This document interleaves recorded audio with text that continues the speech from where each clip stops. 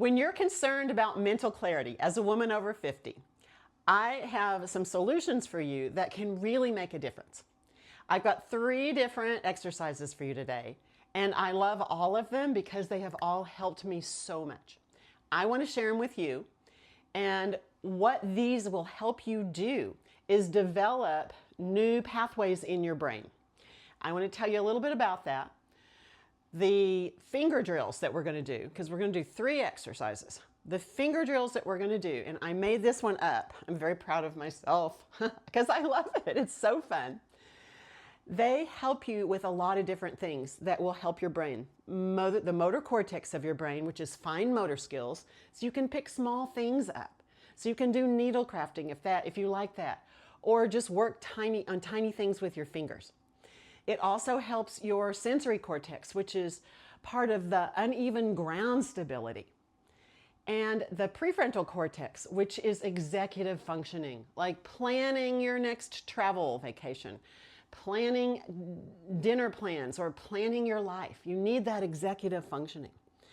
We also want to work on memory so that you remember names. And we want to work on the part of your brain that helps you handle stress well. That is so important. All of this is part of mental clarity. And then finally, neuroplasticity. Neuroplasticity is the ability to take on new things. And our world changes by the minute. If you can't take in new information and new things, you're behind the beat. And then it's harder to catch up, and then you just feel discombobulated. So you really need to be able to take on something new, but your brain needs to be able to do it. And that is neuroplasticity. So what we're going to do are 3 exercises today. We're going to start with your fingers. Now, this finger drill is so cool because you don't need anything but your fingers. You can do it anywhere. And you don't have to tell people you're doing it. What you're going to do is start with your hand, and you're going to give each finger or thumb a number. This is 1, this is 2, this is 3, we got 4, and we got 5 here, okay? 5 different numbers. Now, what you're going to do is play with these numbers, and you're going to use a lot of brain power and math to put things together, but you don't have to be good at math. So here we go. I'm going to touch this and this one together. This is number 1, this is number 4. I'm going to touch those together. So that's 1 and 4. Now, what you do is you just keep doing that. You play with touching different fingers together, like 5 and 1, like 2 and 1. And now you can start getting creative, like 3 and 5, like 2 and 4. I like to stretch them down to the palm because it gives your whole hand some more flexibility and more movement. So now we just keep playing 4 and 1, 2 and 5, 3 and 4, 2 and 1, 2 and 5, 3 and 2. It gets a little harder as you do it. And if you start to do it a little faster, then it's going to make your brain work even more. It's going to be like doing a jigsaw puzzle, only a whole lot more. You can do that on both hands. And if you want to make this more challenging, do it on the hand, on your non-dominant hand. So my left hand is my non-dominant hand.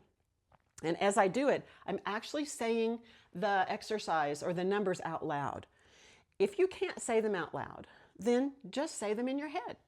1 and 5, 2 and 4, 3 and 1, 5 and 1, 2 and 4, 2 and 5. Whoa! This will get all of this stuff that's really tight in here to start to move again. And if that hurts when you do it, do less. Just go a little bit until, and imagine that you've got a squeeze thing in there, a sponge, and you're just squeezing into the sponge. Just do that until you can move your fingers a little bit more. This is an amazing drill. I do it while I'm walking. I do it sitting down anywhere. You can do it sitting at the dinner table. You can do it just sitting and waiting. If you're in your car, just anywhere, just do it because it's going to enhance your brain. If you go on a long car ride, if you travel, you're going on a cruise, on vacation, perfect timing to do it on a plane, on a bus, in a car, because you're just sitting there. That's the first exercise. So that is really going, it is a powerhouse of movement for your brain. The second one involves your forearms. Now, to get your hands, your fingers to move more, if you've noticed that you can't open jars real well or anything like that, that's more of that fine motor control, but it also has an impact from your forearms. If your forearm muscles are not moving, then your hand's going to get weaker. So what I did, I had a diagnosis of osteoporosis in my forearm. And I worked with someone and they told me, oh, your forearm muscles are not even moving. So of course I couldn't put any pressure on that bone because they were just stuck. So here, look at this. This is what I got, this little squeezy egg. I got a bunch of them and I put them all over my house. And I put them in my pockets. And when I went out for a walk, I started squeezing. So now these forearm muscles, if you see them, can you see them moving down there? They went from not moving at all, seriously, to actually developing and moving. And I can use this left arm, this left hand. It's still a little weaker, but I can use it a whole lot more. So this is great. And look at how much it uses those fingers that we were talking about. You can really keep using your fingers. Remember, they take up a lot of real estate in your brain, and that real estate helps your mental clarity. So we want good grip strength, we want mental clarity, we want these forearms to work. So now the third exercise, it has a lot to do with your shoulders. And your shoulders, it's the position of them. If they're rolled forward, you're not going to develop as much strength in your biceps or in your forearms. Now you might develop muscle, but actual strength, like being able to, whoops, just dropped my egg. Being able to use your strength and open those jars up, move things, really feel strong and not rolled forward. Because when you're rolled forward, you know what engages? Your back, your shoulders aren't moving. That is when you get tension in your neck and shoulders. But that also, it disengages your hands. So you will have less strength in your fingers and hands if your shoulders are rolled forward. Who knew? So what we're going to do today is an exercise for your shoulders, to get your shoulders to open, your chest to open, to feel better in your shoulders. Now this is called a shoulder clock, and I'm going to show you how it works. You're going to start, I'm going to move back here so you can see. You're going to start with your hand on your side, touching your leg. You're going to bring it up so that your palm is on the inside. This is the outside of your hand. It's on the outside. And now at the top, you're going to turn it all the way around. Just turn it around. So the back of your hand's facing backwards, and you're slowly going to bring it behind you. Your palm is now up to the ceiling. You're going to touch your palm to your pants. Touch your back of your hand to your pants. Sorry about that. And now slowly bring the palm up. It's still up to the ceiling.